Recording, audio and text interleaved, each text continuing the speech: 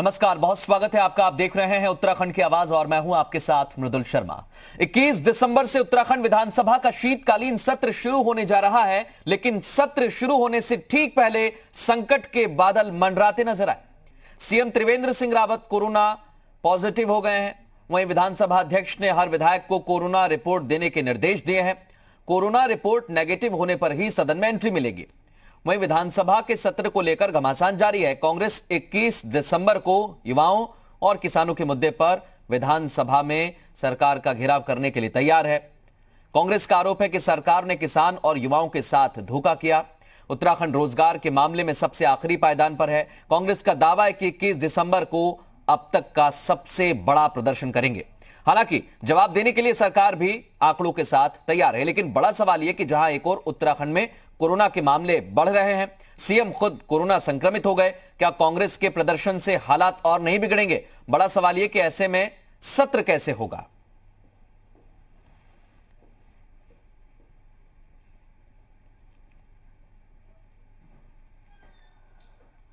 पूरे देश में सबसे पहले पायदान में उत्तराखंड खड़ा है बेरोजगारी के मामले में। ये हमारा आंकड़ा नहीं है, ये आंकड़े सार्वजनिक हुए हैं जिसका जवाब सरकार ने आज तक नहीं दिया है। बेरोजगार नौजवानों को जवाब दीजिए कि पिछले 4 वर्षों में कितने विभागों में आपने नियुक्तियों के लिए विज्ञप्ति जारी करी। चुपचाप नहीं बैठेंगे। 21 तारीख को विधानसभा का घेराव होगा, अंदर भी सदन के और बाहर भी, सड़क पे। अभी तक 11 करोड़ लोगों को, जो किसान हमारे भाई हैं, उनको 6-6 हज़ार रुपये हमारे प्रधानमंत्री जी सीधे डायरेक्ट बेनिफिट देते हैं पीएम किसान सम्मान निधि में। और 7.5 करोड़ किसानों को देश के उनका जो है किसान बीमा हमारे प्रधानमंत्री जी ने किया है। इतना ही नहीं, खुला व्यापार उनको दे दिया है कि वो अपना सामान कहीं भी दुनिया में बेच सकते हैं। बड़ा आंकड़ा है। कांग्रेस तो खाली बात ही करती है, बाकी कुछ धरातल पे कुछ करती नहीं है। और सीधे रुख करेंगे हमारे दो सहयोगी इस वक्त बीजेपी का पक्ष रखने के लिए। देवेंद्र भसीन हमारे साथ जुड़ गए हैं, हमारे साथ आरपी रतूड़ी साहब जुड़ गए हैं कांग्रेस का पक्ष रखने के लिए। दोनों प्रवक्ता इस समय हमारे साथ मौजूद हैं। बहुत स्वागत है सर आप दोनों का। सबसे पहला सवाल देवेंद्र भसीन साहब मेरा आपसे है। सर, तैयारी पूरी थी, मुख्यमंत्री कोरोना संक्रमित हो गए, अब कैसे होगा सर सत्र? लेकिन निश्चित तौर पर कोरोना के कारण पूरी दुनिया में और अपने यहाँ भी स्थितियां जो है वो हैं हमारे साथ, और यही कारण है विधानसभा अध्यक्ष जी ने कोरोना संकट को देखते हुए इस प्रकार की व्यवस्था की। जो विधायक वोट के होंगे उन्हीं को आने दिया जाएगा, गेट पर थर्मल स्क्रीनिंग होगी और ये स्थितियां स्टाफ के बारे में भी रहने वाली है। अभी जैसे कि आपने कहा, माननीय मुख्यमंत्री जी कोरोना संक्रमित हो गए हैं, अब स्थिति है, अब हुए हैं, और ये अपने आप में एक चुनौती वाली बात भी है। इसके बारे में निर्णय तो निश्चित तौर पर जो सक्षम फोरम है उसके द्वारा ही लिया जाएगा। लेकिन कोरोना के कारण आज पूरी दुनिया के सामने चुनौती है, तो हमारे सामने भी है, लेकिन काम चलने हैं, जान भी रहेगी, सर, चुनौती इसलिए ज्यादा हो जाती है सर, चुनौती इसलिए ज्यादा हो जाती है क्योंकि आप देखिए कोरोना को लेकर विपक्ष लगातार आप पर हमला कर रहा है। खुद मुख्यमंत्री त्रिवेंद्र सिंह रावत के पास स्वास्थ्य विभाग को देखने का काम है, लेकिन अब वही सदन में नहीं रहेंगे तो कोरोना पर विपक्ष का कहना है कि सरकार के जो आंकड़े हैं वो तो खुद ही फेल साबित हो गए। पहली बात तो ये मैं कहना चाहूंगा कि माननीय मुख्यमंत्री जी का कोरोना संक्रमित होना ये अपने आप में निश्चित तौर पर हमारे लिए बहुत ठीक नहीं है, किसी के लिए भी ठीक नहीं है। लेकिन ये भी है कि जो लोग सार्वजनिक जीवन में होते हैं, जो अपने कामों के दबाव की वजह से, अपने कामों की बाध्यता की वजह से लोगों के संपर्क में आते हैं, बैठक करते हैं, तो उनका एक्सपोजर ज्यादा होता है। ऐसे में कोई एक व्यक्ति अगर संक्रमित उनके संपर्क में आ गया तो दिक्कत आ जाती है। और यही स्थिति हम देश में और यहाँ तक कि दुनिया के राष्ट्राध्यक्ष भी इससे संक्रमित हुए हैं। तो इसको इस रूप में नहीं लेना चाहिए कि सरकार ही अपने आप में किसी कटघरे में आग खड़ी हो। ये वैश्विक महामारी है और इसमें सार्वजनिक जीवन के जो लोग हैं उनके लिए खतरा निश्चित तौर पर अधिक होता है। ये स्थिति हर पार्टी के साथ है, केवल एक पार्टी के साथ नहीं है। तो कुल मिलाकर मामला राजनीतिक नहीं है। जहाँ तक सदन को चलाने की बात है तो तकनीकी तौर पर सरकार के बारे में नेता सदन के वहां न रहने पर क्या रणनीति होगी, ये निश्चित तौर पर हमारे जो नेता है, मुख्यमंत्री जी और जो अन्य लोग हैं, उसके बारे में निर्धारण करेंगे। लेकिन जहाँ तक विपक्ष का सवाल है, तो विपक्ष के आंकड़े अपने आप में सही नहीं है। अभी हमारे एक मित्र कह रहे थे कांग्रेस के कि वो हमारे आंकड़ों को चुनौती दे रहे थे, तो हमने तो उनसे कहा था कि हमने तो अपने रोजगार के आंकड़े दे दिए, आप तो बताइए आपने कितना दिया, लेकिन आज तक कांग्रेस ने हमारी वो चुनौती कभी स्वीकार नहीं करी। इसी प्रकार से अगर हम देखें तो अन्य सभी क्षेत्रों में हमने बहुत अच्छा काम किया है। हम विपक्ष के हर सवाल का जवाब देने के लिए तैयार है, कहीं हम दूर नहीं हो रहे हैं, लेकिन कांग्रेस ने तो निगेटिव। आप बिल्कुल तैयार हैं, लेकिन अब रणनीति में बदलाव करना होगा। जी आरपी रतूड़ी साहब, अगर आप ठीक तरह से मुझे सुन पा रहे हैं तो मैं जवाब चाहूंगा। सत्ता पक्ष कह रहा है कि आपके आंकड़े तो पहले से ही उलझे हुए हैं, वो सरकार को घेरने में कामयाब नहीं हो पाएंगे। मृदुल जी, अब वो हमको विपक्ष की भूमिका उसका धर्म भी निभाने नहीं दे रहे हैं, उस पर ही प्रश्न खड़े कर रहे हैं। अरे आप अपनी उपलब्धियों को गिनाए, कांग्रेस की बुराई कब तक करोगे? आपने क्या किया इसको जनता अपने आप देखेगी। अरे युवा, छात्र, महिला, किसान सब तो सड़कों पे है, तो आपने किया क्या? और जहां तक आप सत्र है, कोरोना की जब काल के जवाबदेही कौन देगा कि आपने, क्योंकि स्वास्थ्य मंत्री भी जो माननीय मुख्यमंत्री है वो भी कोरोना पॉजिटिव, स्वास्थ्य सचिव कोरोना पॉजिटिव, स्वास्थ्य महानिदेशक कोरोना पॉजिटिव। अब जब सरकार ही पूरी तरह कोरोना पॉजिटिव हो गई तो इससे मृदुल जी पता लगता है कि कोरोना के प्रति इनकी कितनी संवेदनशीलता है कि आपने जब मुखिया ही हमारे सुरक्षित नहीं है तो बाकियों को क्या सुरक्षा प्रदान की होगी? बाकियों को नियम कानून प्रोटोकॉल कैसे पालन कराया होगा जब खुद ही नहीं पालन किया? तो सवाल यह है कि आंकड़े इनको रखने हैं। अरे हम तो अपना धर्म, जो विपक्ष का धर्म है, उसको निभाने का काम कर रहे हैं। आपकी कमियों को तो उजागर करना हमारी नैतिक जिम्मेदारी भी है और हमारा धर्म भी है। आप अपने आंकड़े बताओ कि हमने आपके अभी जेपी नड्डा साहब आए, वही तो मतलब फैला के गए। आपके उत्तराखंड से गए तो वो पॉजिटिव थे, इसका मतलब उन पर कोई केस दर्ज होगा कि वो उत्तराखंड में आए? और ये बड़ा गंभीर आरोप है, क्योंकि जब वो उत्तराखंड में थे तब टेस्ट शायद नहीं हुआ था, और इसलिए भसीन साहब गर्दन हिला रहे हैं अपनी। मैं उनके पास ही सीधे रुख कर लेता हूं, वो शायद आपको जवाब देना चाहते हैं रतूड़ी जी, फिर मैं आपके पास आ रहा हूं। भसीन साहब, उन्होंने तो कहा आपके अध्यक्ष आए, वो फैला के चले गए। इतना हल्की बात मैं रतूड़ी जी से उम्मीद नहीं करता था।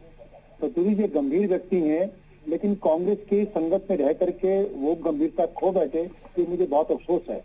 हमारी पार्टी के राष्ट्रीय अध्यक्ष, जो विश्व की सबसे बड़ी पार्टी है, वो यहाँ पर आए और यहाँ पर आकर के उन्होंने विभिन्न कार्यक्रमों में भाग लिया, और यहाँ से जाने के 6 दिन के बाद वो बीच में दिल्ली गए, दिल्ली का बंगाल चले गए, वहाँ विभिन्न कार्यक्रमों में भाग लेते रहे। आप उनके बारे में कह रहे हैं कोरोना से लाकर चले गए, ये बहुत शर्मनाक बात है। मुझे लगता है कि इसमें रतूड़ी जी को अपनी बात को वापस लेना चाहिए। ये बात इस प्रकार से कहने की स्थिति नहीं होती। बीमारी किसी को हो सकती है कि आपके नेताओं को नहीं हुई? आपके जो राष्ट्रीय अध्यक्ष हैं बीमारी से नहीं जूझ रही है, क्या राजनीति करेंगे उनकी बीमारी पर? कतई नहीं करेंगे। हम तो ये शुभकामना करेंगे कि वो ठीक हो, लेकिन इस प्रकार से बोलना वो अपने आप में बहुत गलत है। क्या तय समय पर ही सत्र होगा भसीन साहब, क्योंकि सत्र की अवधि तो पहली बात जी कहे थे कि अभी जो कह रहे थे कि सरकार ही कोरोना ग्रस्त है। देखिए, वही जो है सैनिक गोली खाता है जो फील्ड में सामने खड़ा होता है, तो घर में दुबका बैठा तो उसके बारे में क्या बोलेंगे? तो मैं ये कहना चाहता हूं कि अगर हमारे मुख्यमंत्री जी पब्लिक फोरम पर थे या अन्य अधिकारी पब्लिक में काम कर रहे थे तो एक्सपोजर अधिक था, मैंने शुरू में कहा। और ये स्थिति केवल यहीं पर नहीं है, ये पूरे देश में हो रही है, पूरी दुनिया में हो रही है, लेकिन इसको राजनीति से जोड़ना ठीक नहीं होगा ना। मेरा कहना ये है कि हमें संवेदनशील होना चाहिए, हमें इसके पक्ष को देखना चाहिए कि लोग काम कर रहे हैं अपने। नहीं, लेकिन उनका कहना है सर उनका कहना यह था कि अगर मुख्यमंत्री कोरोना पॉजिटिव हो सकते हैं और आम लोगों की तो आप बात ही छोड़ दीजिए फिर, क्योंकि मुख्यमंत्री को सुरक्षा प्रदान करना, ये उनके आरोप है सर। मृदुल जी, कि मैं उनकी बात का जवाब देता हूँ कि जहाँ तक उत्तराखंड की ओवरऑल स्थिति को देखेंगे आप, तो उत्तराखंड की स्थिति पूरे देश से बहुत अच्छी है। 90% प्लस पे हमारी रिकवरी रेट है, हमारा जो पॉजिटिविटी का रेट है वो 5%। लेकिन सर ये सरकार सरकार की उपलब्धि में मानेंगे आप? सर अगर किसी का रिकवरी रेट अच्छा है तो उसमें सरकार की उपलब्धि क्या है? वो तो उसकी खुद की इम्यूनिटी है। बात सुनिए, रिकवरी रेट इसलिए अच्छा है क्योंकि व्यवस्था है स्वास्थ्य की हमारे अस्पतालों में। ठीक है, आपका कहना है व्यवस्थाएं अच्छी हैं और यही तो मुद्दा रहने वाला है सत्र का। अब सत्र पर तो कोरोना के बादल मंडरा रहे हैं, लेकिन क्या व्यवस्थाओं को लेकर रतूड़ी साहब, भसीन साहब कह रहे हैं हम तो अभी भी दावा ठोक कर कहते हैं हमारी व्यवस्थाएं अच्छी हैं।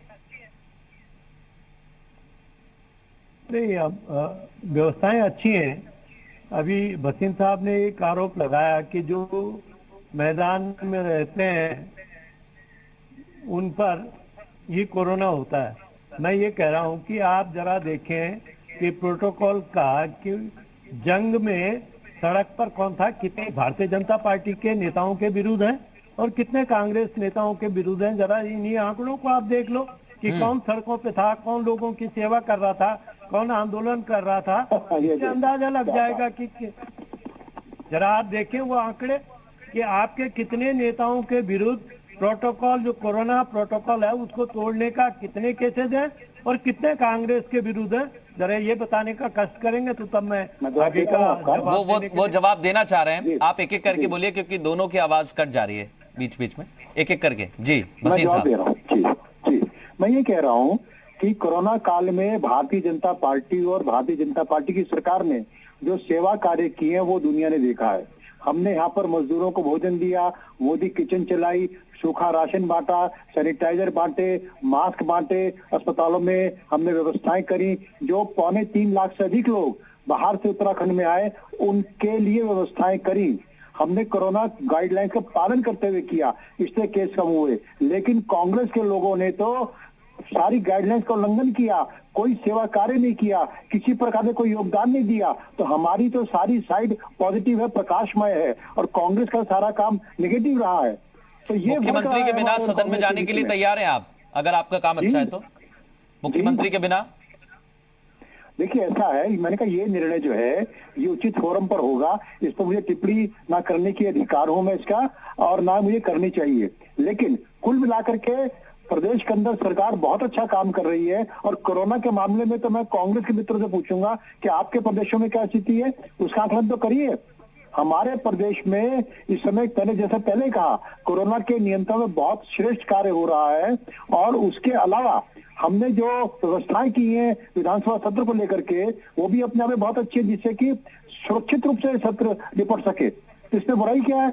अब मैं भी अभी आपके उस पर नहीं आ रहा हूँ कि आपके लोग जो है प्रदर्शन करने वाले हैं, कोरोना फैलाने वाले हैं, मैं उस पर नहीं जा रहा हूँ। अभी तो मैं केवल इन व्यवस्थाओं पे जा रहा हूँ कि कोरोना की चुनौती है और इस चुनौती को मिलजुल कर हमको देखना होगा। कल आप युवा कांग्रेस आपका एक सेकंड रतूड़ी साहब से मैं जवाब लेता हूँ, क्योंकि सर देखिए आपने कहा कि वो रणनीति है आपकी होगी, आप उसे बताना नहीं चाहते, लेकिन ये स्थिति यही बताती है कि इस समय कोरोना का संकट सत्र पर मंडरा रहा है। रतूड़ी साहब प्रदर्शन तो आपका भी होने वाला है थोड़े दिन में, क्या आप भी रोक देंगे अगर स्थितियां खराब है तो?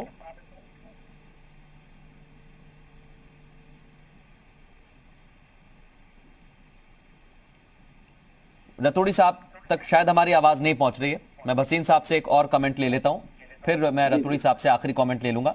भसीन साहब, लेकिन मैं इसी सत्र की बात करूं तो मुख्यमंत्री के कोरोना पॉजिटिव होने के बाद, जैसा आपने कहा कि आप रणनीति का खुलासा बाद में करेंगे, लेकिन विपक्ष के तेवर बहुत सारे मुद्दों पर गर्म है। आप कोरोना ले लीजिए, उनका कहना है रोजगार के मामले में उत्तराखंड सबसे नीचे आया है, किसानों की समस्या को लेकर भी वो हल्ला बोल करने वाले हैं। देखिए किसानों के मामले में तो इनका बिल्कुल दोगलापन कांग्रेस का पूरी देश ने देखा। अपने घोषणा पत्र में पिछले लोकसभा चुनाव में इन्होंने कृषि बिल लाने का वादा किया था, सरकार नहीं बनी इनकी। अब माननीय मोदी जी के नेतृत्व में कृषि बिल आ गए, अब इसका विरोध कर रहे हैं। अब ये दोगलापन किसका है? कांग्रेस का है ना। महाराष्ट्र में यही कानून 15 साल से लागू है। अगर ये किसान विरोधी है तो महाराष्ट्र में तो सरकार में है, तो रोक क्यों नहीं देते? लेकिन नहीं, मोदी जी का विरोध करना है तो कोई भी कदम उठाना होगा मोदी जी के द्वारा, उसका विरोध करेंगे। कांग्रेस का हाल किसी पर तो ये है। रोजगार के मामले में मैंने 7.25 लाख का आंकड़ा आपके चैनल पर दिया था और चुनौती दी थी कि कांग्रेस बताए कि उनके समय में कितने लोगों को रोजगार मिला। आज तक कांग्रेस ने अपना आंकड़ा नहीं दिया, आज तक नहीं दिया। तो फिर दोहरा रहा हूँ, अब दे दें आंकड़ा, हम अब फिर दोहरा लेकिन सर अभी इस वक्त जो आंकड़े आए हैं वो तो उत्तराखंड को नीचे वाले पायदान पर दिखाते हैं।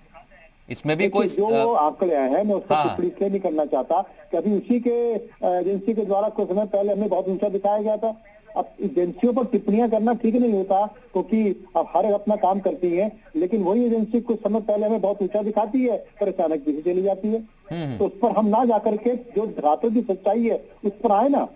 मैंने आपको बताया कि 7.25 लाख का आंकड़ा तो मैंने 1 महीने पहले दिया था, अब वो आंकड़ा कहीं आगे जा चुका है और कई विभागों की विज्ञप्तियां प्रकाशित हो चुकी है, लगातार हो रही है। तो सर, ऐसे में कांग्रेस जो बोलती है, एक और वो सवाल केवल मेरा एक अनुपूरक बजट को लेकर है, क्योंकि सर बजट हम देख रहे हैं उत्तराखंड पर जो कर्ज का बोझ है वो लगातार बढ़ता जा रहा है और सरकार को अनुपूरक बजट की जरूरत अभी पड़ रही है। मैं इस पर आपका जवाब लूं। रतुड़ी साहब जुड़ गए हैं, एक सवाल ले लेता हूं उनसे, बीच में छूट गया था। रतुड़ी साहब जी, आप अपनी बात कहिए सर। देखिए, माननीय भसीन साहब ने अभी जो आंकड़े कह रहे थे हमारे बहुत बेहतर है और इनके प्रदेशों में जहाँ इनकी सरकार है, तो माफ करना, राजस्थान में अगर रिकवरी रेट 93.7 है तो आपके उत्तराखंड में 89 है, तो आप बहुत बेहतर नहीं है। आप झारखंड में देखेंगे कि अब 90% है। आप छत्तीसगढ़ में देखेंगे तो वहाँ 96% है। तो आप कल ये झूठी बयानों को ना करें। आप आंकड़े, आपके यहाँ डेथ रेट सबसे अधिक, अगर आप अनुपातिक देखें पूरे भारत में, तो आपका डेथ रेट सबसे ज्यादा।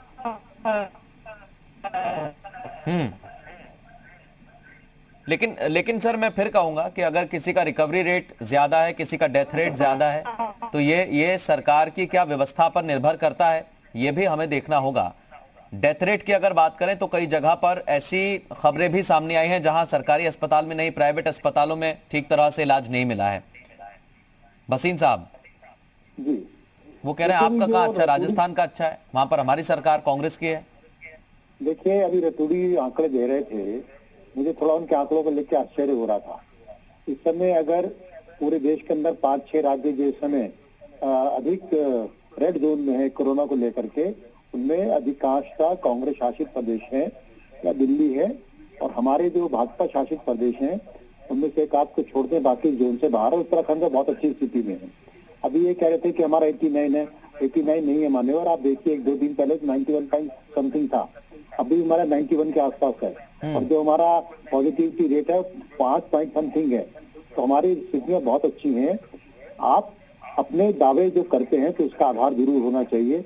और दूसरी बात मैं एक और कहना चाहूंगा कि ये सारी चीजें इसलिए हो पाती हैं अच्छी क्योंकि सरकार सतर्क रही।